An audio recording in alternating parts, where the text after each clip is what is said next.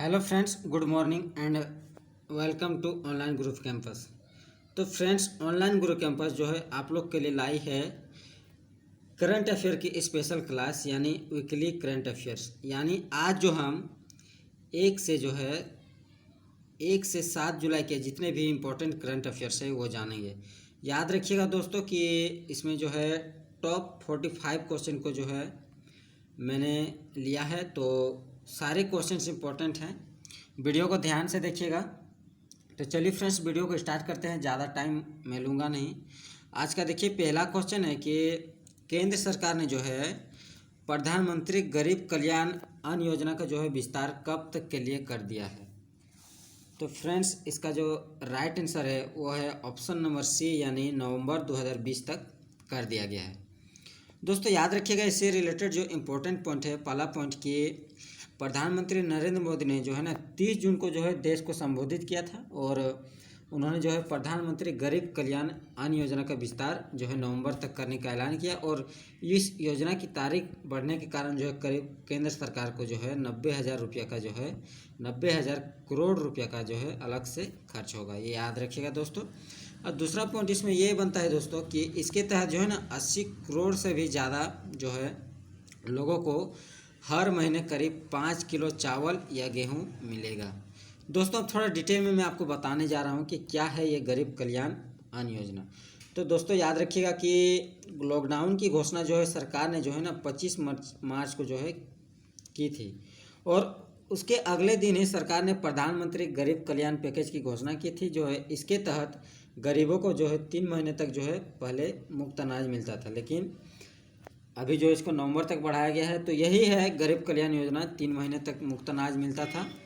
और जैसे कि बुजुर्गों, किसानों या फिर महिलाओं को जो है इसकी नगद सहायता उपलब्ध कराना जो है शामिल है इसमें। तो इस योजना से है काफ़ी भारतीयों को फ़ायदा हुआ है, तो इम्पोर्टेंट है दोस्तों। चलिए दोस्तों बढ़ते हैं अगले क्वेश्चन की। और हमारा आज का दूसरा क्वेश्चन है कि के वेणुगोपाल को जो है दोबारा भारत का अटॉर्नी जनरल कितने समय के लिए बनाया गया है। तो फ्रेंड्स इसके ऑप्शन देख लीजिए। ऑप्शन है 1 साल, 2 साल, 6 माह या 9 माह।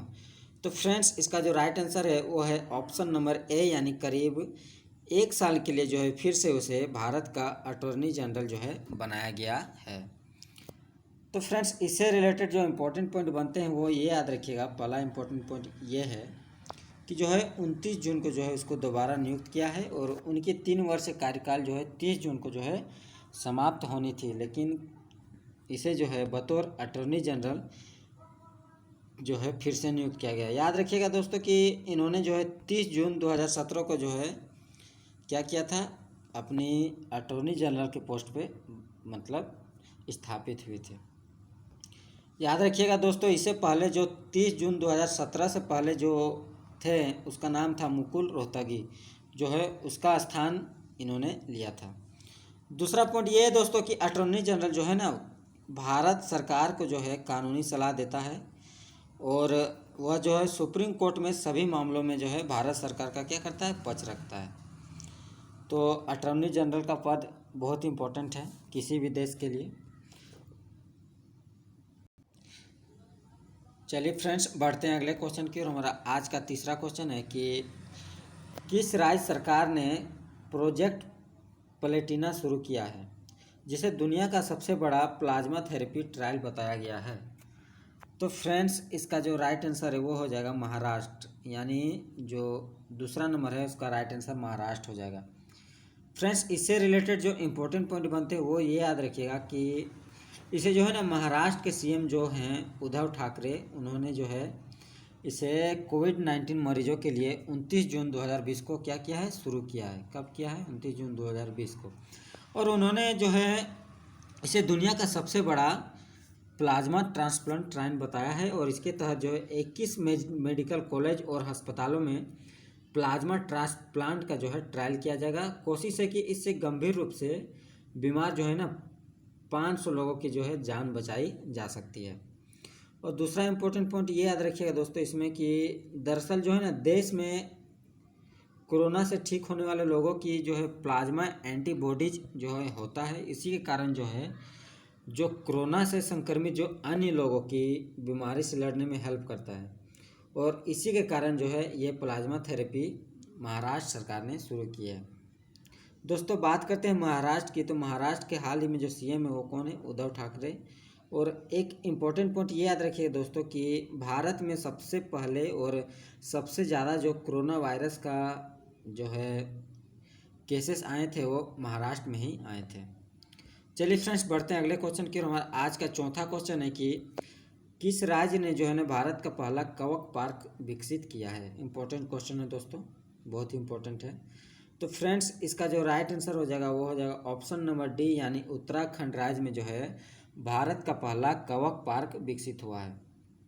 दोस्तों इससे रिलेटेड जो इम्पोर्टेंट पॉइंट बनते हैं ये कि भारत का जो है यह पहला कवक पार्क जो है उत्तराखंड के पिथौरागढ़ जो ज़िला है वहाँ पे बनाया गया है। और पिथौरागढ़ में जो है कुमाऊं के मुनस्यारी में स्थित है। और दूसरा पॉइंट ये याद रखिएगा दोस्तों इसमें कि 27 जून को जो है ये पार्क आम लोगों के लिए खोल दिया गया है और उत्तराखंड वन विभाग ने इसे डेवलप किया है। दोस्तों थोड़ा इम्पोर्टेंट पॉइंट कवक के बारे में आपको बताने जा रहा हूँ, वो ध्यान से सुनिएगा। कवक है क्या?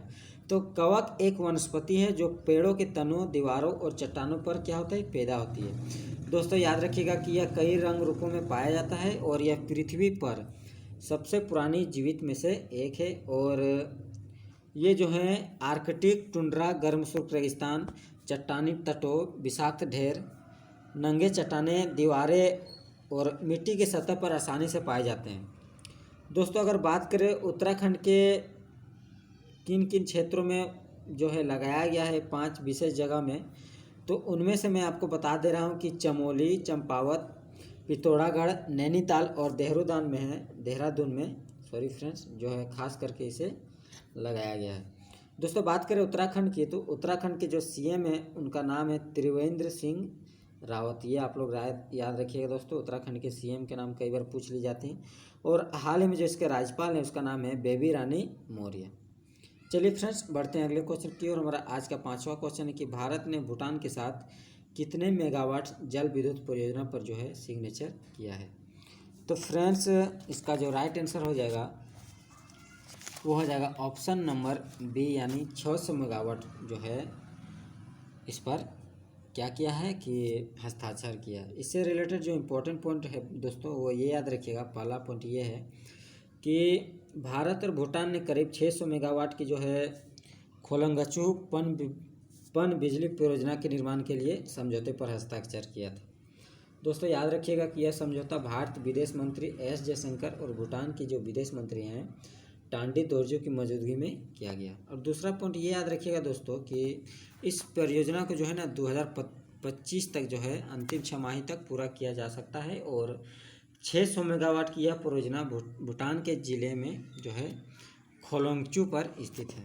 दोस्तों अगर बात करें भूटान की, तो भूटान की जो हाल ही में जो इसके प्रधानमंत्री हैं उसका नाम है लोतेरा तसेरिंग। और जो भूटान की मुद्रा है वो है याद रखिएगा भूटानी नोंगत्रुम। नाम थोड़ा अजीब है लेकिन याद रखिएगा दोस्तों।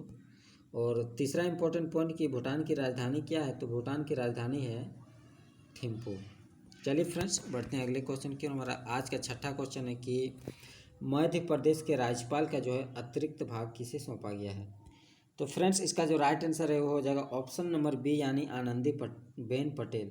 जो ये उत्तर प्रदेश के जो हैं अभी राज्यपाल हैं और इन्हें जो है मध्य प्रदेश का जो है अतिरिक्त भार सौंपा गया है। दूसरा पॉइंट इसमें इम्पोर्टेंट पॉइंट जो बनते हैं दोस्तों ये हैं कि आनंदीबेन पटेल जो है ना वर्तमान में जो जैसे कि मैं बता चुका हूँ उत्तर प्रदेश के राज्यपाल पर हैं। और आनंदीबेन पटेल की जो है राष्ट्रपति के बयान के अनुसार 28 जून को जो है जो पहले मुख्यमंत्री राज्यपाल थे मध्य प्रदेश के लालजी टंडन, उनकी अनुपस्थिति में जो है अतिरिक्त प्रभार मिला है। और दूसरा पॉइंट ये कि जो मध्य प्रदेश के जो राज्यपाल थे लालजी टंडन जो फिलहाल बीमार हैं, जो उन्हें जो है 11 जून के लखनऊ के एक अस्पताल में जो है भर्ती कराया गया है। दोस्तों बात करें यूपी के, तो यूपी के जो सीएम है उनका नाम याद रखिएगा वो है योगी आदित्यनाथ। और मध्य प्रदेश के सीएम है उनका नाम है शिवराज सिंह चौहान। और जैसे कि मैं आपको राज्यपाल बताते जा रहा हूँ। चलिए फ्रेंड्स बढ़ते हैं अगले क्वेश्चन की। हमारा आज का 7वां क्वेश्चन है कि दक्षिण अफ्रीकी देश मलावी के नए राष्ट्रपति कौन है? तो फ्रेंड्स इसका जो राइट आंसर है वो हो जाएगा ऑप्शन नंबर बी, यानी लाजर चकवेरा। इसका पूरा नाम याद रखिएगा दोस्तों कि लाजर मैकार्थी चकवेरा जो है इसका पूरा नाम है। तो दोस्तों इससे रिलेटेड जो इम्पोर्टेंट पॉइंट बनते हैं वो मैं आपको बताने जा रहा हूँ। पहला पॉइंट ये याद रखिएगा कि मलावी में जो है न्यायालय के ऐतिहासिक फैसले के बाद जो है राष्ट्रपति चुनाव दोबारा कराया गया है, यानी कि कोर्ट के अनुसार जो है वहाँ पे दोबारा राष्ट्रपति चुनाव कराया गया है। और दूसरा पॉइंट कि दक्षिण पूर्व अफ्रीका में स्थित एक लैंडलॉक देश है मलावी, जहाँ जो इसे पूर्व जो है नासालैंड कहा जाता था। मलावी को पहले क्या कहा जाता था? तो नासालैंड कहा जाता था। चलिए फ्रेंड्स बढ़ते हैं अगले क्वेश्चन की ओर। हमारा आज का 8वां क्वेश्चन है कि किस देश में जो है जनमत संग्रह में जनता ने संविधान संशोधन को मंजूरी दी, जिसके तहत जो है व्लादिमीर पुतिन को 2036 तक राष्ट्रपति बने रहेंगे। जो व्लादिमीर पुतिन है वह करीब 2036 तक जो है राष्ट्रपति बने रहेंगे। तो यह घटना किस देश में हुई है? तो फ्रेंड्स यह घटना ऑप्शन ए यानी राइट आंसर रूस होगा। रूस में जो है यह घटना हुई है। तो फ्रेंड्स इससे रिलेटेड जो इम्पोर्टेंट पॉइंट बनते हैं वो आप लोग याद रखिएगा कि रूस के जो अधिकारियों ने है ना 2 जुलाई को मतों की गिनती के होने के बाद जो है यह जानकारी दी है।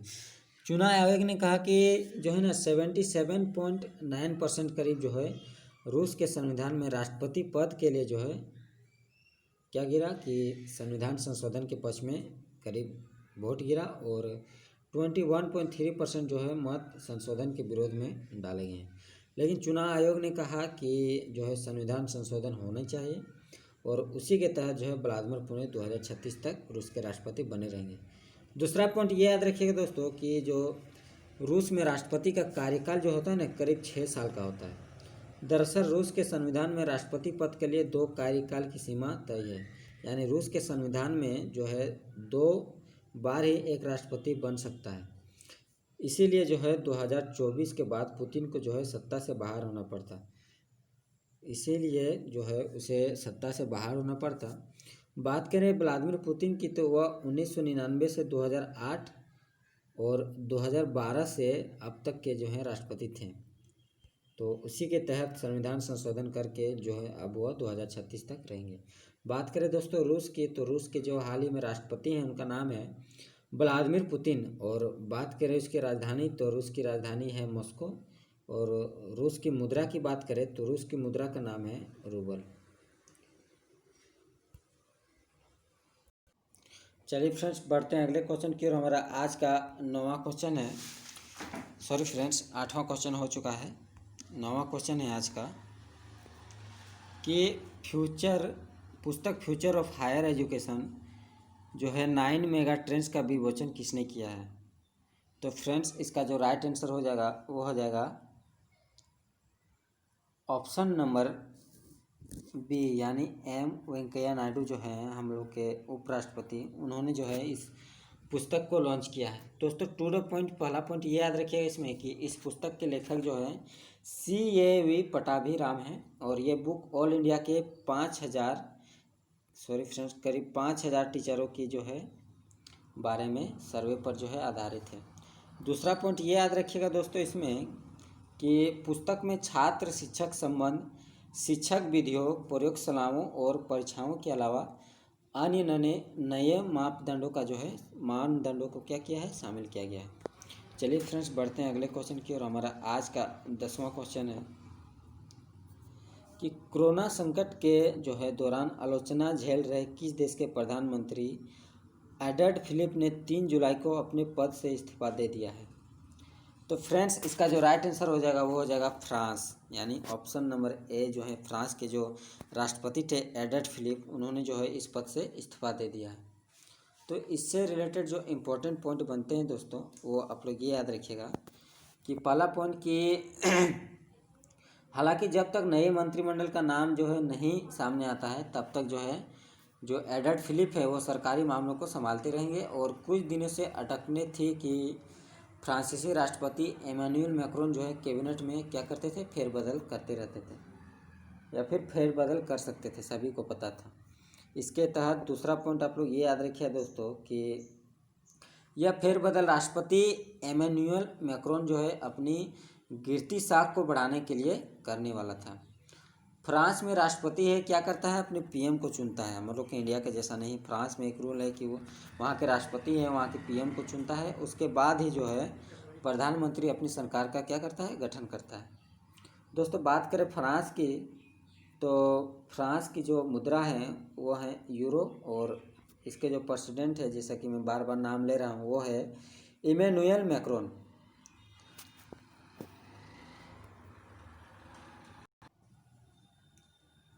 चलिए फ्रेंड्स बढ़ते हैं अगले क्वेश्चन की ओर। हमारा आज का 11वां क्वेश्चन है। 11वां क्वेश्चन ये है दोस्तों कि केंद्रीय फिल्म प्रमाणन बोर्ड यानी सीबीएफसी के नए सीईओ का कार्यभार किसने संभाला है।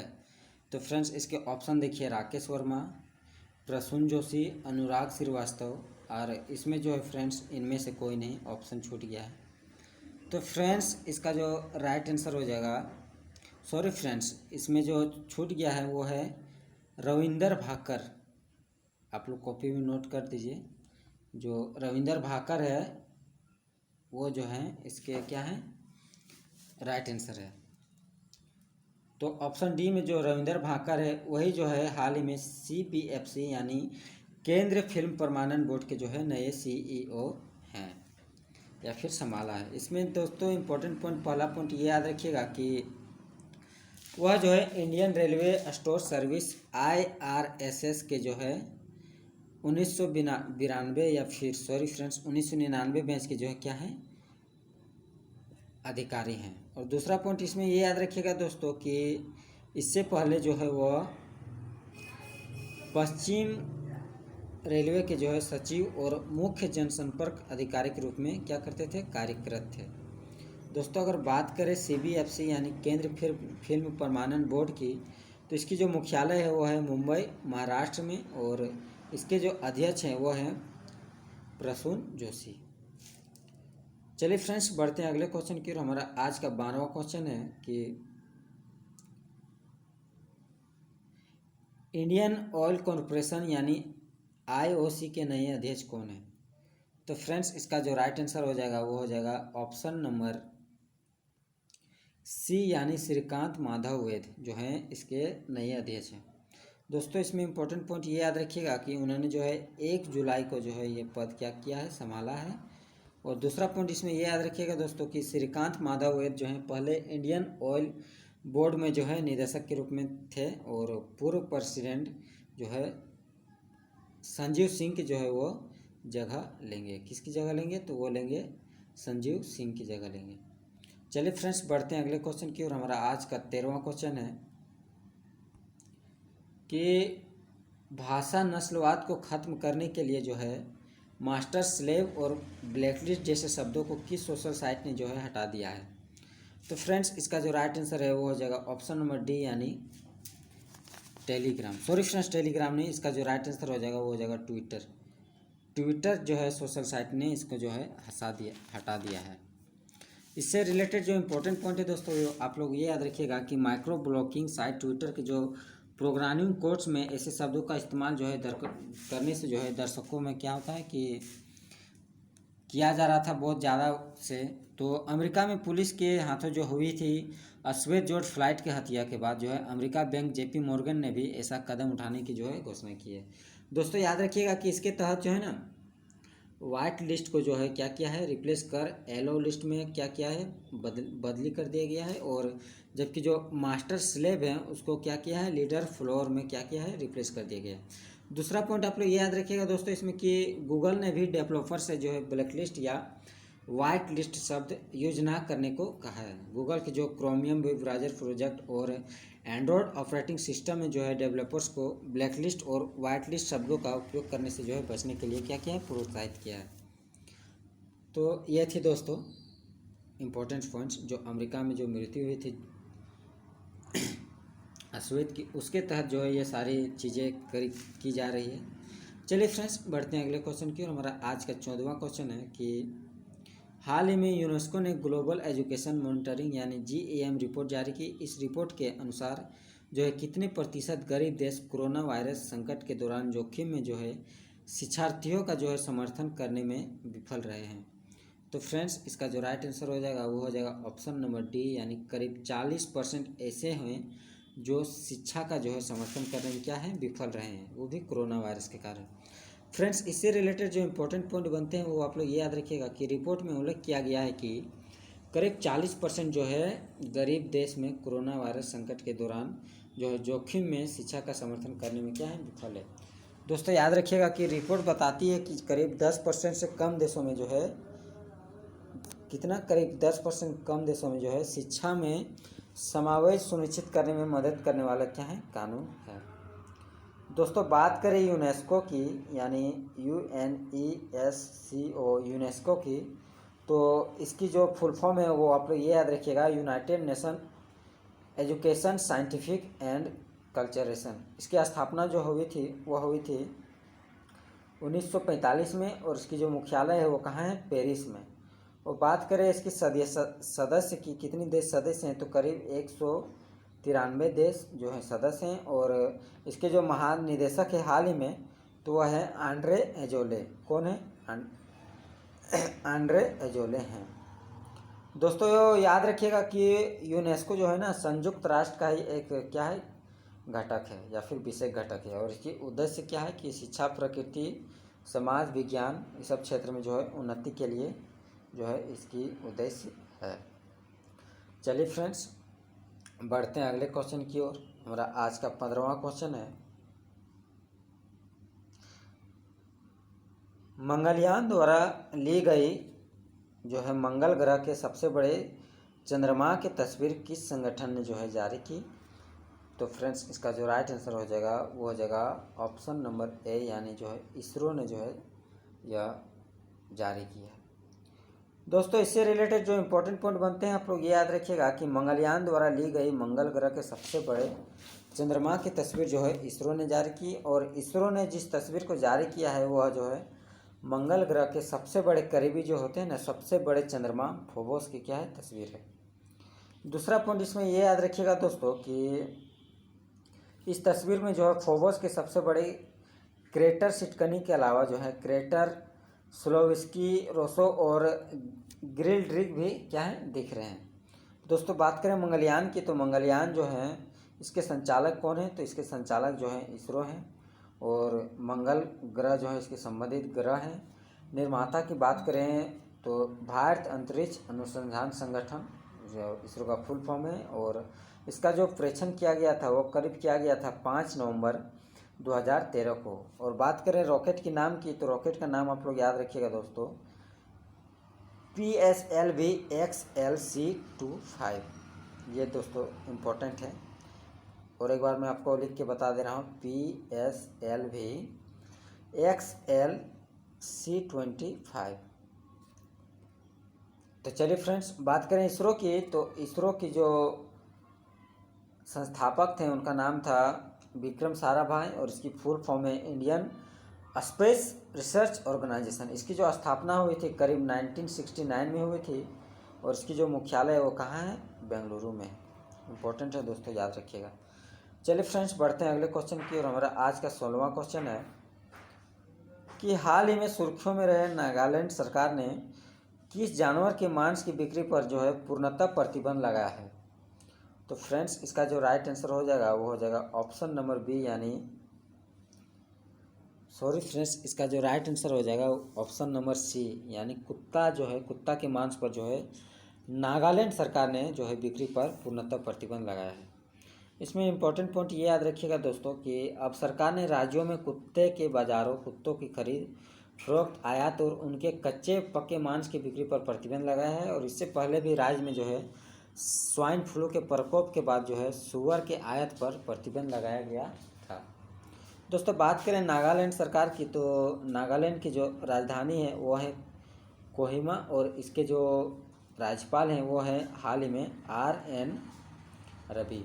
बात करें कि मुख्यमंत्री की जो नागालैंड के CM हैं उनका नाम है नेफ्यू रियो। और भारतीय संसद में जो है राज्यसभा में 1 सीट और लोकसभा में करीब 1 सीट नागालैंड सरकार की है। चलिए फ्रेंड्स बढ़ते हैं अगले क्वेश्चन की। और हमारा आज का अगला क्वेश्चन है कि हाल ही में किस संगठन ने यह सचेत किया है कि धूम्रपान करने वाले लोगों को जो है कोरोना वायरस संक्रमण का जो है खतरा अधिक है? तो फ्रेंड्स, हाल ही में जो है WHO ने यह जो है सचेत किया है कि जो धूम्रपान करते हैं उनको जो है कोरोना वायरस का खतरा अधिक है। दोस्तों, इससे रिलेटेड जो इम्पोर्टेंट पॉइंट बनते हैं वो आप लोग ये याद रखिएगा कि WHO ने धूम्रपान और कोविड-19 के बीच जो है संक्रमण और मृत्यु जैसे संबंधों को लेकर जो है प्रकाशित की है करीब 34 अध्ययनों की समीक्षा की, और इस अध्ययन के तौर पर जो है उन्होंने देखा कि करीब मरने वालों की संख्या 18% से ज़्यादा जो है धूम्रपान करने वाले हैं। और दूसरा पॉइंट आप लोग ये याद रखिएगा दोस्तों कि अध्ययन के अनुसार जो है ना कोरोना वायरस संक्रमित मरीजों के बीमारी पर पड़ने पर या मृत्यु होने के पीछे जो है गंभीर जोखिम जो लगता है वो क्या है, धूम्रपान से जुड़ा हुआ है। दोस्तों, बात करें WHO की, तो WHO की स्थापना हुई थी 1948 में। उसकी मुख्यालय है, वो मुख्यालय कहाँ है, स्विट्ज़रलैंड के जेनेवा में। दोस्तों, बात करें भारत में, तो भारत में WHO की मुख्यालय कहाँ है, तो भारत में WHO की मुख्यालय कहाँ है, दिल्ली में। और सदस्य की बात करें WHO में तो करीब 194 देश जो हैं इसके सदस्य हैं। उद्देश्य की बात करें दोस्तों, तो उद्देश्य क्या है, उद्देश्य है कि विश्व में सभी लोगों के लिए जो स्वास्थ्य के लिए उच्चतम स्तर पर जो है या फिर उच्चतम स्तर की प्राप्ति को क्या करना है, सुनिश्चित करना है। दोस्तों, याद रखिएगा विश्व स्वास्थ्य दिवस जो है 7 अप्रैल को मनाया जाता है, और जो है विश्व में लोगों को स्वास्थ्य के प्रति क्या करता है, जागरूक करता है। तो दोस्तों, ये थी इम्पोर्टेंट पॉइंट WHO की। चलिए फ्रेंड्स, बढ़ते हैं अगले क्वेश्चन की। और हमारा आज का 18वां क्वेश्चन है कि हाल ही में सुर्खियों में रहे भारत के किस राज्य की कृतिका पांडे को एशिया रीजन के कॉमनवेल्थ शॉर्ट स्टोरी प्रिंस 2020 से जो है सम्मानित किया गया है? तो फ्रेंड्स, इसका जो राइट आंसर है वो है ऑप्शन नंबर बी, यानी झारखंड राज्य की जो है कृतिका पांडे, उसे जो है एशिया रीजन के लिए कॉमनवेल्थ शॉर्ट स्टोरी प्रिंसेस से जो है या फिर प्राइज से सम्मानित किया गया है। यहाँ पर टाइपिंग मिस्टेक दोस्तों, या फिर प्राइज होगा। तो इससे रिलेटेड जो इम्पोर्टेंट पॉइंट बनते हैं दोस्तों, आप लोग ये याद रखिएगा कि हाल ही में झारखंड की कृतिका पांडे को जो है एशिया रीजन के लिए कॉमनवेल्थ शॉर्ट स्टोरी प्राइज 2020 से जो है सम्मानित किया गया है। और दूसरा पॉइंट इसमें ये याद रखिएगा दोस्तों कि कृतिका को यह सम्मान the great Indian T and success story के लिए क्या है, मिला है। दोस्तों, बात करें कॉमनवेल्थ शॉर्ट स्टोरी प्राइज की, तो इसकी स्थापना जो हुई थी वो करीब हुई थी 2012 में, और यह सम्मान जो है सर्वश्रेष्ठ शॉर्ट स्टोरी के लिए दिया जाता है। तीसरा पॉइंट इसमें इम्पोर्टेंट ये है दोस्तों कि यह पुरस्कार जो है ना Asia, Pacific, Africa, Canada, Europe, Caribbean के जो है रीजन के विजेताओं को दिया जाता है। और पुरस्कार में जो है करीब 2500 जो है पाउंड, कितना, करीब 2500 पाउंड जो है दिया जाता है। बढ़ते हैं अगले क्वेश्चन की। और हमारा आज का 19वां क्वेश्चन है कि हाल ही में सुर्खियों में रहे ICC इंटरनेशनल क्रिकेट परिषद का जो अध्यक्ष पद किसने छोड़ दिया? तो फ्रेंड्स, इसका जो राइट आंसर है वो है शशांक मनोहर, जो है ICC के अध्यक्ष थे। उन्होंने जो है हाल ही में अध्यक्ष का पद छोड़ दिया है। इससे रिलेटेड जो इम्पोर्टेंट पॉइंट है दोस्तों, आप लोग याद रखिएगा कि हाल ही में ICC के जो चेयरमैन थे शशांक मनोहर, उन्होंने 2 कार्यकाल के बाद जो है अध्यक्ष पद छोड़ दिया है, और शशांक मनोहर की जगह जो है अभी उप चेयरमैन इमरान ख्वाजा जो हैं वो क्या करेंगे, इसकी जगह अभी कार्यभार संभालेंगे। दोस्तों, बात करें दूसरा पॉइंट इसमें इम्पोर्टेंट ये है कि शशांक मनोहर ने जो करीब जो है नवंबर 2015 में ICC के जो है चेयरमैन का पद संभाला था, और शशांक मनोहर इससे पहले 2008 और 2011 में BCCI यानी board of control for cricket in India के जो है अध्यक्ष रह चुके हैं। दोस्तों, बात करें ICC की, तो ICC की जो स्थापना हुई थी वो हुई थी 1909 में, और उसकी जो मुख्यालय है वो कहाँ है, दुबई यानी संयुक्त अरब अमीरात में। स्थापना का जो लक्ष्य था वो क्या था कि विश्व में क्रिकेट की प्रतियोगिताओं का क्या करना है, नियंत्रण करना है, और नियामक संस्था के रूप में क्या करना है, भूमिका निभाना है। दोस्तों, बात करें ICC की, तो ICC क्या है, ICC क्रिकेट प्रतियोगिताओं तथा स्पर्धाओं के आयोजन के अलावा प्रतिवर्ष क्रिकेट में जो है अपने क्षेत्र के फलस्वरूप या फिर सफलतम खिलाड़ियों को क्या करता है, पुरस्कार भी देता है।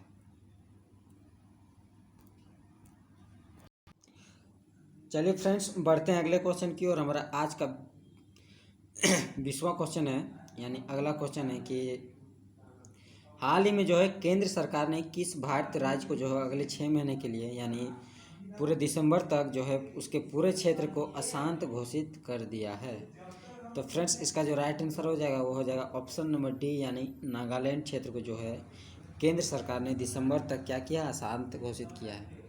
दोस्तों, इससे रिलेटेड जो इम्पोर्टेंट पॉइंट बनते हैं वो आप लोग ये याद रखिएगा कि केंद्र सरकार ने जो है अगले 6 महीने के लिए जो है नागालैंड को अशांत क्षेत्र घोषित किया है। और दूसरा पॉइंट आप लोग ये याद रखिएगा दोस्तों कि गृह मंत्रालय के अनुसार पूरे नागालैंड में जो है परिस्थितियां इतनी परेशान करने वाली और ख़तरनाक स्थिति में है कि आम जनमानस की मदद एवं सुरक्षा के लिए सशस्त्र बलों की क्या है, आवश्यकता पड़ रही है। इसी के कारण जो है वहाँ पे क्या किया गया है, जो पूरे क्षेत्र है उसको क्या किया गया है, अशांत क्षेत्र घोषित कर दिया गया है। दोस्तों, बात करें armed force special power act जो 1958 है, तो वह जो लागू हुई थी, कब लागू हुई थी, वो हुई थी 1958, यानी अध्यादेश के माध्यम से जो है यह किया गया। अब दोस्तों, बात करें ये ज़रूरत क्यों पड़ी थी, तो यह ज़रूरत इसलिए पड़ी थी कि उपद्रवग्रस्त यानी मुख्यतः पूर्वोत्तर जो है पूर्वी भाग हैं जो भारत के, उसमें जो है मुख्यतः सेना की कार्यवाही में मदद के लिए जो है इसकी ज़रूरत पड़ी, या फिर इसको जो है पारित किया गया। दोस्तों, बात करें पूर्वी भारत की जो प्रेजेंट टाइम में है वो कहाँ पे है, तो वो है जम्मू कश्मीर में, असम में, नागालैंड में, मणिपुर और अरुणाचल प्रदेश आदि में है। दोस्तों, अगर बात करें कि armed forces special power act जो 1958 है, या फिर इसकी जो एक्ट के बारे में, तो इसके जो क्या प्रावधान है उसके बारे में मैं थोड़ा आप लोग के बारे में सॉरी फ्रेंड्स, इसके बारे में बता दे रहा हूँ। तो दोस्तों, याद रखिएगा पहला पॉइंट कि केंद्र सरकार जो है ना राज्यपाल की रिपोर्ट के आधार पर किसी राज्य या क्षेत्र को क्या है, अशांत घोषित कर सकती है। इसके जो फर्स्ट नियम ये है। और दूसरा नियम इसके तहत ये है कि सुरक्षा बल का अधिकारी जो है संदेह में होने पर किसी भी स्थान की तलाशी क्या है, ले सकता है। और दूसरा पॉइंट ये याद रखिए, तीसरा पॉइंट ये याद रखिए दोस्तों, दूसरा पॉइंट हो गया कि सेना के जवानों को जो है ना कानून तोड़ने वाले व्यक्ति पर गोली चलाने का भी अधिकार है। और चौथा नियम इसमें यह है दोस्तों कि व्यक्ति को बिना किसी वारंट के भी गिरफ्तार किया जा सकता है। तो ये चार जो इम्पोर्टेंट पॉइंट हैं आप लोग याद रखिएगा इस प्रावधान या इस एक्ट के तहत ये नियम है। चलिए फ्रेंड्स, बढ़ते हैं अगले क्वेश्चन की ओर। हमारा आज का 21वां क्वेश्चन है कि हाल ही में एक्सीलरेट विज्ञान योजना कब जारी की गई। इंपॉर्टेंट क्वेश्चन है दोस्तों, बहुत इंपॉर्टेंट। एक्सीलेंट विज्ञान योजना कब जारी की गई, तो फ्रेंड्स हाल ही में जो है 1 जुलाई को है जो है यह जारी की गई है। इससे रिलेटेड जो इम्पोर्टेंट पॉइंट बनते हैं दोस्तों आप लोग ये याद रखिएगा कि जो है 1 जुलाई 2020 को विज्ञान एवं प्रौद्योगिकी विकास के संवैधानिक निकाय विज्ञान तथा इंजीनियरिंग अनुसंधान बोर्ड द्वारा इसकी शुरुआत की गई है। और दूसरा पॉइंट इसमें ये बनता है दोस्तों कि यह एक अंतर मंत्रालयीय कार्यक्रम के रूप में जो है शुरू की गई योजना है। चलिए फ्रेंड्स, इसकी उद्देश्य के बारे में बता दे रहा हूँ कि जो उद्देश्य है वो क्या है कि विज्ञान शोध को जो है बढ़ावा देना है और विज्ञान के क्षेत्र में करियर बनाने वाले छात्रों को रिसर्च करना है, इंटर्नशिप करना है, कार्यालयों या फिर कार्यशालाओं से संबंधित एक क्या है मंच प्रदान करना है। इसका जो उद्देश्य यही है। चलिए फ्रेंड्स, बढ़ते हैं अगले क्वेश्चन की और हमारा आज का 22वां क्वेश्चन है कि हाल ही में बॉलीवुड के किस मशहूर कोरियोग्राफर का जो है निधन हुआ है। तो फ्रेंड्स, हाल ही में जो सरोज खान है, इसका जो राइट आंसर होगा, यानी जो सरोज खान मशहूर कोरियोग्राफर हैं उनका निधन हुआ है। दोस्तों, इससे रिलेटेड जो इम्पोर्टेंट पॉइंट है वो आप लोग ये याद रखिएगा कि बॉलीवुड की मशहूर कोरियोग्राफर सरोज खान का जो है कार्डियक अरेस्ट के चलते जो है निधन हुआ है। दूसरा पॉइंट ये याद रखिएगा इसमें दोस्तों कि कोरियोग्राफर सरोज खान को फिल्म लगान के लिए जो है अमेरिकन कोरियोग्राफर अवार्ड से सम्मानित किया जा चुका है। दोस्तों, बात करें सरोज खान की जो जन्म हुई थी वह हुई थी 1958 का महाराष्ट्र में। और इसके जो अवार्ड मिले हैं वो कौन से अवार्ड मिले हैं, तो इसको अवार्ड मिले हैं बेस्ट कोरियोग्राफर राष्ट्रीय फिल्म पुरस्कार जो है 2007 में, और फिल्म फेयर एंड राष्ट्रीय फिल्म पुरस्कार करीब 2002 में, और अमेरिकन कोरियोग्राफर अवार्ड जो है 2002 में जो लगान के लिए मिला था। ये इम्पोर्टेंट है दोस्तों। दोस्तों वर्ष 2020 में कई ऐसे बॉलीवुड शख्स जो हैं वो निधन हो चुके हैं, तो उनके नाम एक झटके में मैं आपको बता दे रहा हूँ, या फिर आप लोग याद रखिएगा। इरफान खान, ऋषि कपूर, सचिन कुमार, मनमीत ग्रेवाल, मोहित बघेल, वाजिद खान, और हमारे जो सबसे खास हैं वो सुशांत सिंह राजपूत जो हैं 2020 में हम लोग खो चुके हैं। चलिए फ्रेंड्स, बढ़ते हैं अगले क्वेश्चन की ओर। हमारा आज का 23वां क्वेश्चन है कि हाल ही में जो है किसके द्वारा ई कचरा पर्यटन के लिए वाहनीय रिपोर्ट जारी की गई है। तो फ्रेंड्स, हाल ही में जो ऑप्शन नंबर ए यानी UN द्वारा यह रिपोर्ट जारी की गई है। दोस्तों इसका जो राइट आंसर हो जाएगा क्या हो जाएगा, UN यानी ऑप्शन नंबर ए। इससे रिलेटेड जो इम्पोर्टेंट पॉइंट है दोस्तों ये है कि लगातार जो है बढ़ता ई कचरा के पर्यावरण के लिए वाहनीय रिपोर्ट जो है UN ने जारी की। दूसरा पॉइंट इसमें ये याद रखिएगा दोस्तों कि इस रिपोर्ट के अनुसार उल्लेख किया गया है कि दुनिया में जिस तरह के जो ई कचरे का उत्पादन, उपभोग और निष्पादन हो रहा है वो क्या कर रहा है, पर्यावरण को घातक स्तर पर क्या कर रहा है, नुकसान कर रहा है। दोस्तों अब बात करते हैं या फिर आइए जानते हैं कि एक्चुअली में ई कचरा क्या है। तो दोस्तों कंप्यूटर व उससे संबंधित उपकरण हैं जो टीवी, वॉशिंग मशीन व फ्रिज जैसे घरेलू उपकरण, कैमरे, मोबाइल फ़ोन अथवा उनसे जुड़े अन्य उत्पाद जब उपभोग से बाहर हो जाता है तो इन्हें संयुक्त रूप से ई कचरे की संज्ञा दी जाती है। यानी जितने भी इलेक्ट्रॉनिक चीज़ें हैं, जैसे मान लीजिए टीवी हो गया, वॉशिंग मशीन हो गया, फ्रिज हो गया, जो ऐसी संबंधित चीज़ें हैं जो ख़राब हो जाती हैं तो उसके बाद जो है इसे ई कचरे की क्या है, संज्ञा दी जाती है। सबसे ज़्यादा उत्पादक देशों की बात करें ई कचरा की तो उनमें चीन है, जो चीन ने करीब 1.0 करोड़ जो है टन क्या है ई कचरा किया है। अमेरिका की बात करें तो अमेरिका ने करीब 69 लाख टन और भारत ने करीब 32 लाख टन क्या किया है, ई कचरा ये किया है। चलिए फ्रेंड्स, बढ़ते हैं अगले क्वेश्चन की और हमारा आज का 24वां क्वेश्चन है कि हाल ही में रेलवे ने शेषनाग नाम से जो है अब तक की सबसे लंबी ट्रेन चलाई जो है, तो इसकी लंबाई लगभग कितनी है। तो फ्रेंड्स इसकी लंबाई जो है वो है 2.8 किलोमीटर, यानी इसका जो राइट आंसर हो जाएगा वो क्या आ जाएगा, ऑप्शन नंबर डी। तो फ्रेंड्स इससे रिलेटेड जो इम्पोर्टेंट पॉइंट बनते हैं आप लोग ये याद रखिएगा कि हाल ही में रेलवे द्वारा जो है करीब 2.8 किलोमीटर जो है लंबी ट्रेन शेषनाग नाम से चलाई गई है भारत सरकार या भारत रेलवे द्वारा। और दूसरा पॉइंट ये याद रखिएगा दोस्तों इसमें कि शेषनाग में इलेक्ट्रिक लोकोमोटिव के 4 सेट लगे हुए हैं और यह अब तक की सबसे लंबी रेलगाड़ी है। दोस्तों बात करें भारत में रेल की, तो इंडियन रेल में जो सर्वप्रथम प्रयास किया गया था वो करीब 1843 ईस्वी में लॉर्ड हार्डिंग जो है वो याद रखिएगा, जो लॉर्ड हार्डिंग थे उन्होंने जो है निजी कंपनियों के समक्ष जो है रेल प्रणाली के निर्माण का जो है प्रस्ताव रखा था। उसके बाद प्रथम रेल भारत में 1853 को मुंबई से ठाणे के बीच चली थी। और ये याद रखिएगा दोस्तों कि रेलवे का राष्ट्रीयकरण कब किया गया था, तो 1955 में। दोस्तों याद रखिएगा कि भारत रेल एशिया का सबसे बड़ा रेल नेटवर्क है, जबकि विश्व में जो है दूसरी सबसे बड़ी रेल व्यवस्था है। चलिए फ्रेंड्स, बढ़ते हैं अगले क्वेश्चन की ओर। हमारा आज का 25वां क्वेश्चन है कि हाल ही में जो है वैज्ञानिकों ने किस धातु में ढूंढी मीठे पानी की नई प्रजाति की मछली।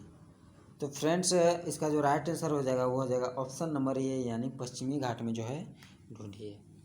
दोस्तों इससे रिलेटेड जो इम्पोर्टेंट पॉइंट बनते हैं आप लोग ये याद रखिएगा। पहला पॉइंट कि हाल ही में जो है वैज्ञानिकों ने पश्चिमी घाट के आसपास जो है मीठे पानी की नई मछली प्रजाति जीनस मैक्रोमिया हीरा खोजा गया है। इसका नाम क्या है दोस्तों, तो याद रखिएगा जीनस मैक्रोमिया हीरा। दूसरा इम्पोर्टेंट पॉइंट आप ये याद रखिए दोस्तों कि इस खोजी गई जीनस मैक्रोमिया का नाम जो है टैक्सोनोमिस्ट विश्वनाथ विक्रम के नाम पर क्या है रखा गया है। दोस्तों बात करें पश्चिमी घाट की, तो पश्चिमी घाट जो है कहाँ अवस्थित है, तो भारत के पश्चिमी तट पर स्थित है। और विस्तार बात करें इसके विस्तार कहाँ तक है, तो 6 राज्यों में है, गुजरात, महाराष्ट्र, गोवा, कर्नाटक, केरल और तमिलनाडु।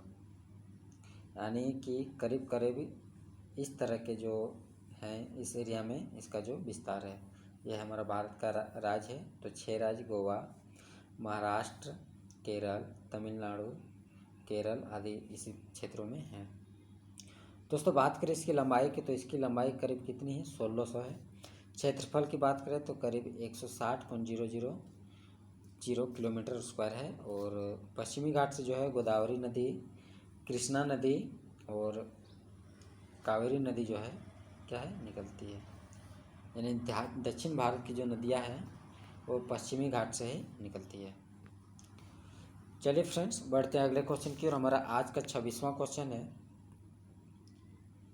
कि हाल ही में भारत और किस देश ने जो है एलपीजी व्यवसाय के लिए एक समझौते पर हस्ताक्षर किए। तो फ्रेंड्स इसका जो राइट आंसर हो जाएगा वो हो जाएगा ऑप्शन नंबर बी, यानी श्रीलंका ने जो है इस पर हस्ताक्षर किए हैं। दोस्तों बात करें इससे रिलेटेड इम्पोर्टेंट पॉइंट की, तो इससे रिलेटेड इम्पोर्टेंट पॉइंट याद रखिएगा कि बांग्लादेश में जो है एलपीजी व्यवसाय के लिए भारत और बांग्लादेश ने करीब कितनी, तो 50-50% की जो है भागीदारी से संयुक्त उद्यम कंपनी पर क्या क्या हस्ताक्षर किया है। और इसमें क्या है, बांग्लादेश के समारोह में बांग्लादेश में भारत के उच्चायुक्त रिवा गांगुली दास और बांग्लादेश सरकार में जो है इसकी घोषणा की है। चलिए फ्रेंड्स बढ़ते हैं अगले क्वेश्चन की ओर। हमारा आज का 27वां क्वेश्चन है कि हाल ही में किस देश के महान बैडमिंटन खिलाड़ी लिन डैन ने संन्यास लेने की घोषणा की है। तो फ्रेंड्स जो है इसका राइट आंसर हो जाएगा, टाइपिंग मिस्टेक है, यानी ऑप्शन ए में जो है चीन है। चीन के जो लिन डैन है उन्होंने संन्यास की घोषणा की है। दोस्तों पहला पॉइंट इसमें ये याद रखिएगा कि चीन की ओर से 2 बार ओलंपिक चैंपियन बन चुके लिन डैन ने बैडमिंटन से संन्यास लेने की घोषणा की है। और लिन डैन जो है अपने करियर में 5 बार विश्व चैंपियनशिप स्वर्ण पदक जीत चुके हैं।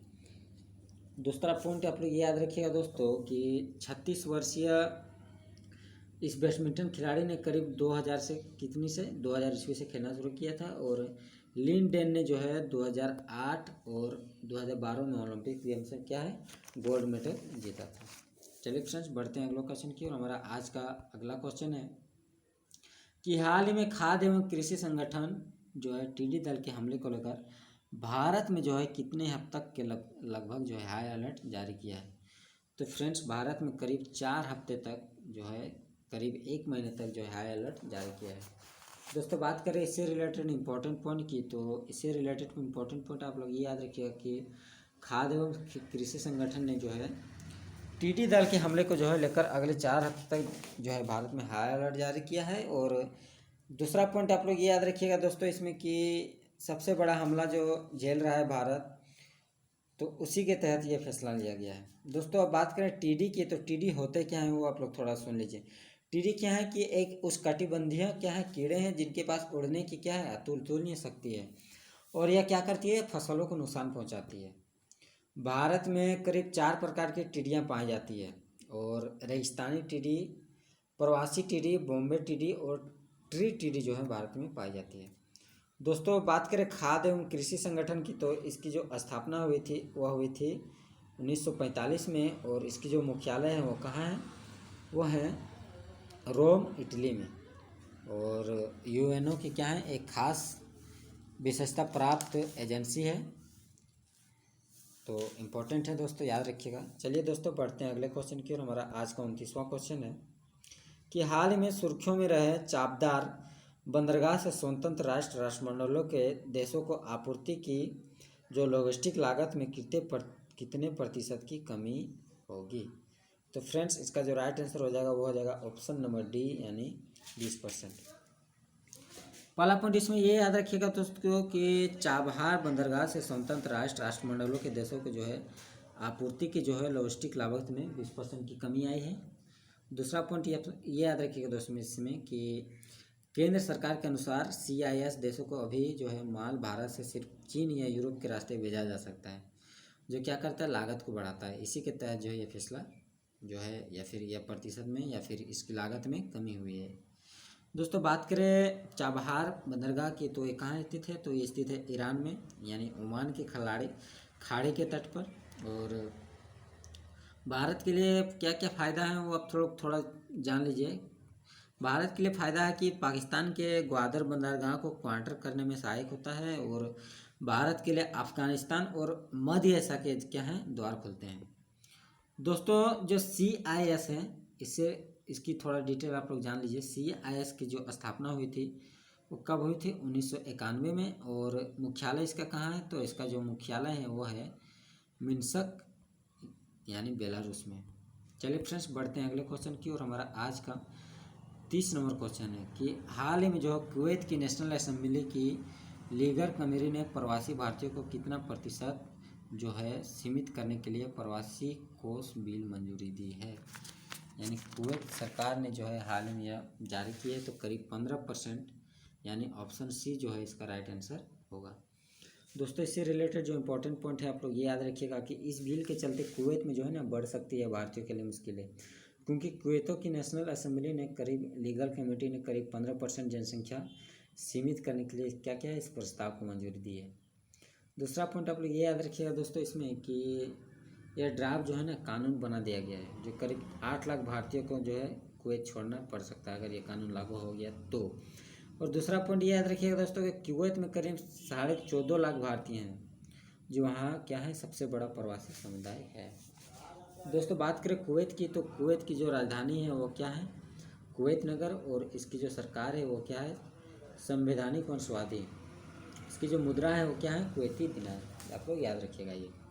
चलिए फ्रेंड्स, बढ़ते हैं अगले क्वेश्चन की। और हमारा आज का 31वां क्वेश्चन है कि हाल ही में दुर्लभ प्रजाति के वनस्पति ग्राउंड ऑर्किड दुग्धा जो है दुग्धा राज्य रिजर्व में मिली है, तो यह किस राज्य में अवस्थित है? इम्पोर्टेंट पॉइंट है दोस्तों, या फिर इम्पोर्टेंट क्वेश्चन कहे तो हाल ही में जो उत्तर प्रदेश में जो है यह मिली है। इससे रिलेटेड पॉइंट आप लोग ये याद रखिए दोस्तों कि ग्राउंड ऑर्किड जो है इसका वास्तविक नाम है, और यूलोफिया ऑफ्टियोस हैं जो ऑर्किड की एक प्रजाति हैं, और आर्किडेसी परिवार के क्या हैं? सदस्य हैं। दोस्तों दूसरा पॉइंट आप लोग इसमें ये याद रखिएगा कि यह दुर्लभ प्रजाति के करीब 100 वर्षों से जो है गायब हो चुकी थी, यानी देखने को कोई नहीं मिल रहा था। दोस्तों बात करें दुग्धा टाइगर रिजर्व की, तो ये स्थित है उत्तर प्रदेश में, और स्थापित कब हुई थी? यह 1987 में स्थापित हुई थी। बात करें यूपी के, तो यूपी के हाल ही में जो CM है वो है योगी आदित्यनाथ, और राज्यपाल जो है वो है कौन? आनंदीबेन पटेल। चलिए फ्रेंड्स, बढ़ते हैं अगले क्वेश्चन की ओर। हमारा आज का 32वां क्वेश्चन है कि अंतर्राष्ट्रीय सहकारिता दिवस कब मनाया गया। तो फ्रेंड्स अंतर्राष्ट्रीय सहकारिता दिवस जो है हाल ही में 4 जुलाई को मनाया गया है। दोस्तों इससे रिलेटेड जो इम्पोर्टेंट पॉइंट बनते हैं आप लोग ये याद रखिएगा दोस्तों कि हर वर्ष जो है जुलाई के पहले शनिवार को जो है सहकारिता के बारे में जागरूकता बढ़ाने के लिए जो है यह खास दिवस मनाया जाता है। और इस वर्ष में या फिर इस वर्ष 2020 की बात करें तो जलवायु परिवर्तन से निपटने के लिए जो है इस साल सरकारी समितियों के योगदान पर ध्यान केंद्रित करते हुए इसे क्या किया गया है? मनाया जा रहा है या फिर मनाया गया। और दूसरा पॉइंट आप लोग इसमें ये याद रखिएगा दोस्तों कि UNO ने अंतर्राष्ट्रीय सहकारिता दिवस 2020 मनाने के लिए करीब कुप्स 4 किलोमीटर एक्शन मुहिम चलाई है। सहकारिता क्या है? दुनिया भर में करीब 280 मिलियन लोगों को क्या करती है? रोजगार देती है। तो ये सारे इंपॉर्टेंट पॉइंट याद रखिएगा। चलिए फ्रेंड्स, बढ़ते हैं अगले क्वेश्चन की ओर। हमारा आज का 33वां क्वेश्चन है कि भारतीय राष्ट्रीय राजमार्ग प्राधिकरण यानी NHA के अध्यक्ष सुखबीर सिंह का कार्यकाल कब तक के लिए बढ़ाया है। तो फ्रेंड्स इसका जो राइट आंसर हो जाएगा वो हो जाएगा ऑप्शन नंबर डी, यानी करीब 6 माह तक जो है इसका कार्यकाल बढ़ाया गया है। दोस्तों इसमें इम्पोर्टेंट पॉइंट ये याद रखिएगा कि अध्यक्ष जो सुखबीर सिंह हैं उनका जो है कैबिनेट की नियुक्ति समिति ACC द्वारा जो है यह कार्यकाल बढ़ाया गया है, और इनका कार्यकाल करीब जो है 21 जुलाई 2020 से बढ़ाकर 21 जनवरी 2020 तक के लिए कर दिया गया है। 21 जनवरी 2020 तक नहीं दोस्तों, 21 जनवरी 2021 तक होगा, यानी करीब जो है 21 जुलाई 2020 से 21 जनवरी 2021 तक कर दिया गया है। दोस्तों बात करें दूसरे पॉइंट की, तो सुखबीर सिंह सांधु जो है उत्तराखंड बैच के जो है 1988 के जो है क्या है? IAS ऑफिसर है। दोस्तों बात करें NHAI यानी भारतीय राष्ट्रीय राजमार्ग प्राधिकरण, तो इसके जो स्थापना हुई थी वो आई थी 1988 में, और इसकी जो मुख्यालय है वो कहाँ है, नई दिल्ली में। एजेंसी एग्जीक्यूटिव की बात करें तो वो इसके कौन है हाल ही में, तो वो हैं संजीव राजन, जो है इसके चेयरपर्सन हैं। चलिए फ्रेंड्स, बढ़ते हैं अगले क्वेश्चन की, और हमारा आज का 34वां क्वेश्चन है कि भारत और चीन विवाद के बीच जो इंडिया की कंपनी हीरो साइकिल ने जो है करीब कितने करोड़ के व्यापार डील को रद्द किया है। तो फ्रेंड्स, इसका जो राइट आंसर हो जाएगा वो हो जाएगा ऑप्शन नंबर,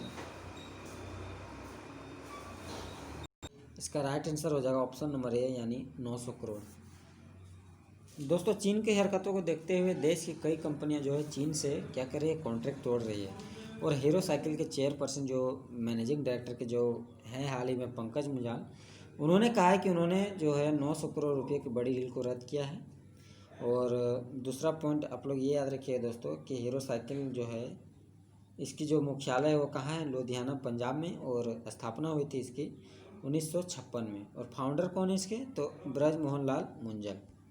चलिए फ्रेंड्स, बढ़ते हैं अगले क्वेश्चन की, और हमारा आज का 35वां क्वेश्चन है कि किस राज्य के सरकारी दफ्तर में जो है मराठी भाषा का इस्तेमाल ना करने पर कर्मचारी व अधिकारियों को इंक्रीमेंट रोकने का आदेश जारी हुआ है। तो फ्रेंड्स, इसका जो राइट आंसर हो जाएगा वो हो जाएगा ऑप्शन नंबर बी, यानी महाराष्ट्र। दोस्तों, याद रखिएगा कि महाराष्ट्र के जो सीएम हैं, यानी शिवसेना की सरकार जो उद्धव ठाकरे हैं, वो क्या है कि मराठी के, यानी मराठी भाषा है उसके इस्तेमाल को लेकर यह जो है किया गया है। ऐसा नहीं करने वाले को जो है अधिकारी और कर्मचारी को क्या किया जाएगा, इंक्रीमेंट रोक दिया जाएगा। यह विभाग फिलहाल मुख्यमंत्री उद्धव ठाकरे के पास है, और वही जो है इस पर कार्रवाई करेगी। दोस्तों, बात करें महाराष्ट्र की, तो महाराष्ट्र के सीएम तो आप लोग जानबे करते हैं उसका कौन है, तो वह है उद्धव ठाकरे। और यहाँ पे सरकार किसकी है, शिवसेना की। चलिए फ्रेंड्स, बढ़ते हैं अगले क्वेश्चन को, और हमारा आज का 36वां क्वेश्चन है कि भारत सरकार ने तमिलनाडु राज्य में कम आय वाले जो है समूहों की मदद के लिए विश्व बैंक के साथ कितने मिलियन डॉलर की परियोजना पर हस्ताक्षर किए हैं। तो फ्रेंड्स, इसका जो राइट आंसर हो जाएगा वो हो जाएगा ऑप्शन नंबर ए, यानी करीब 250 मिलियन डॉलर की परियोजना पर क्या है, हस्ताक्षर किए गए हैं। दोस्तों, इससे रिलेटेड जो इम्पोर्टेंट पॉइंट है आप लोग ये याद रखिएगा कि भारत सरकार, तमिलनाडु सरकार और विश्व बैंक ने करीब 1 जुलाई को क्या किया है, यह हस्ताक्षर किया है। और इससे जो है तमिलनाडु राज्य में कम आय वाले समूहों को क्या है, किफ़ायती आवास मिल सकेंगे।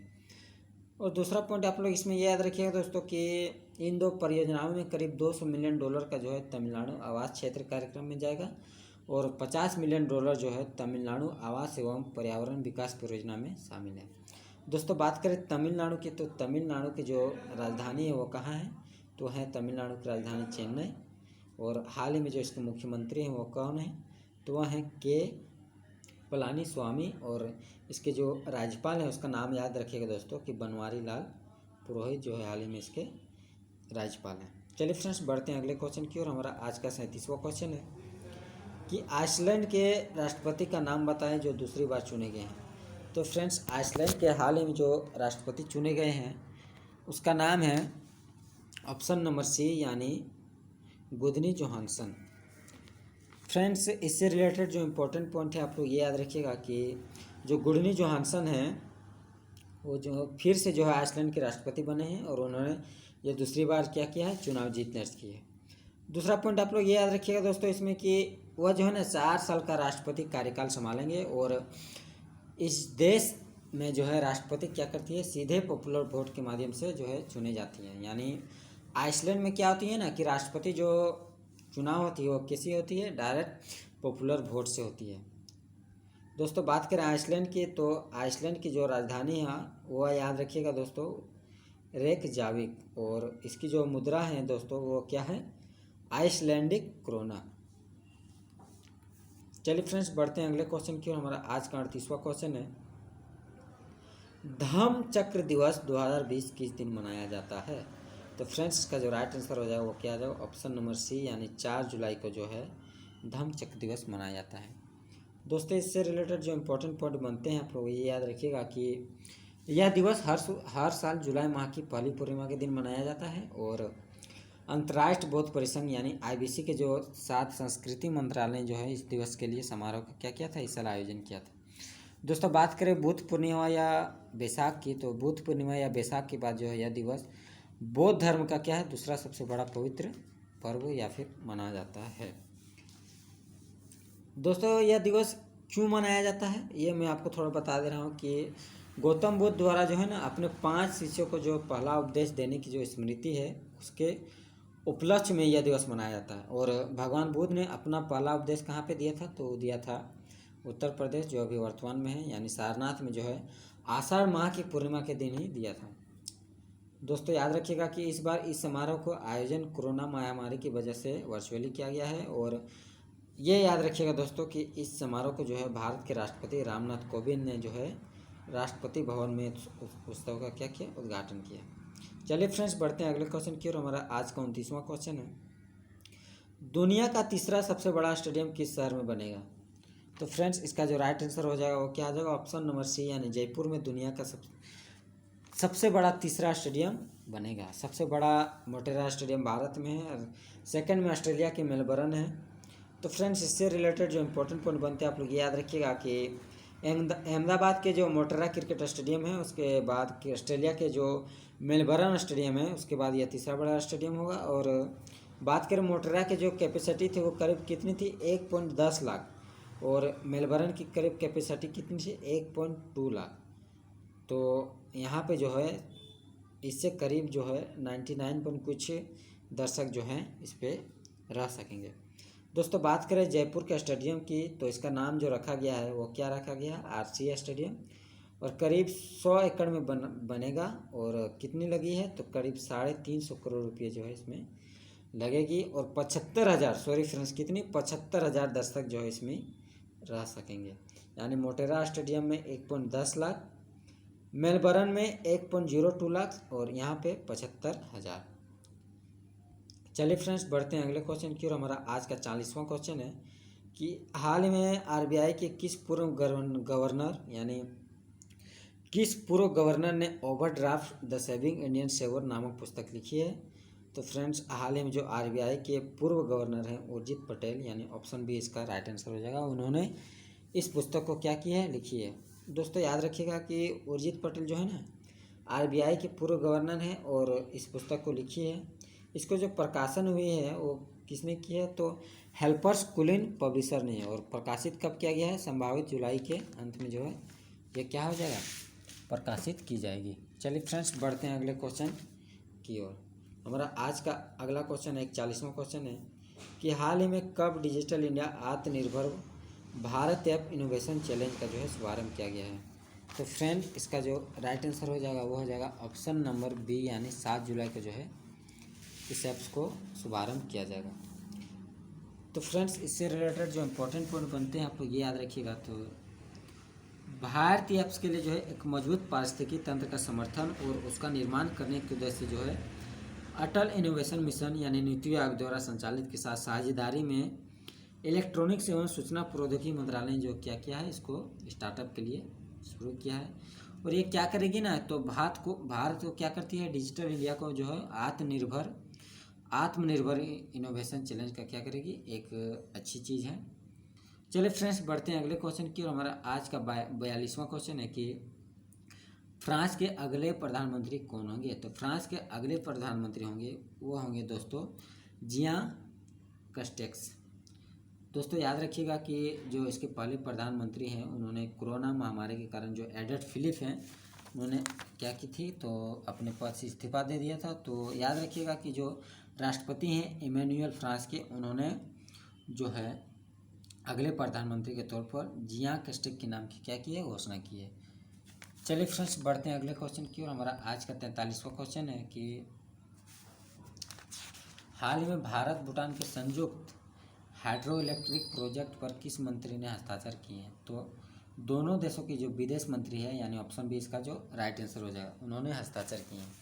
दोस्तों याद रखिएगा कि विदेश मंत्री एस जयशंकर ने भूटान में एक हाइड्रो इलेक्ट्रिक प्रोजेक्ट के लिए समझौते पर हस्ताक्षर किया और यह समझौता जो है वीडियो कॉन्फ्रेंसिंग के माध्यम से हुआ। दूसरा पॉइंट आप लोग ये याद रखिएगा दोस्तों इसमें कि विदेश मंत्रालय एक प्रेस रिलीज के अनुसार इस परियोजना के तहत करीब 450 मेगावाट के भूमिगत वाला जो है क्या है, बिजली घर स्थापित किया जाएगा। और करीब 95 मीटर की ऊंचाई वाला जो है बांध से यहाँ पे क्या है, पानी पहुँचाया जाएगा। चलिए फ्रेंड्स, बढ़ते हैं अगले क्वेश्चन की ओर। हमारा आज का 44वां क्वेश्चन है, हाल ही में किसने PSG bank Narad open tennis tournament जीता? तो फ्रेंड्स, हाल ही में जो है सुदीप नगल जो है, ऑप्शन बी इसका राइट आंसर है। उन्होंने कोरोना में जो है पहली सीरीज जीती है भारत का कोई, तो PSG bank Narad open tennis tournament जीती है। चलिए फ्रेंड्स, बढ़ते हैं अगले क्वेश्चन की और हमारा आज का आखिरी क्वेश्चन है कि फेयर एंड लवली शब्द हटने के बाद किस दूसरे कंपनी ने अपनी प्रोजेक्ट से वाइटनिंग शब्द को हटाने का फैसला किया? तो फ्रेंड्स, इसका जो राइट आंसर हो जाएगा वो हो जाएगा ऑप्शन नंबर ए, यानी लॉरियल ने जो है किया। तो फ्रेंड्स, उम्मीद है कि वीडियो आपको अच्छी लगी है। वीडियो अच्छी लगी है तो चैनल को लाइक कीजिए, सब्सक्राइब कीजिए, और वीकली करंट अफेयर्स की वीडियो मैं आपको लाता रहूँगा, और डेली करंट अफेयर्स की भी वीडियो जो है आपको मिलती रहेगी। तो चलिए फ्रेंड्स, धन्यवाद।